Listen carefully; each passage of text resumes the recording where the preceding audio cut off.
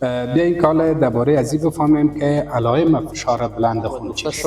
کسایی که فشار خونی بلند می داشته باشند، علائمشان سردردی می داشته باشند، سرچرخی می داشته باشند، تاری دید می داشته باشند، خستگی می داشته باشند و در بعضی اوقات استفراغ هم همراهشون می داشته باشند. تشکر دکتر صاحب از معلومات نیک شما.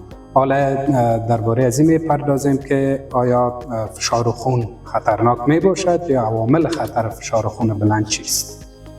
عوامل فشار بلند خون کسایی که وزن بیش از حد می داشته باشند یا وزن زیاد داشته باشند، کسایی که از رژیم غذایی پرنمک استفاده میکنند، کسایی که از دخانیات مثلا سیگرت، الکل استفاده میکنند، کسایی که تاریخچه فامیلی داشته باشند، ایدوی کسا در معرض خطر بلند فشار خون قرار داشته باشند.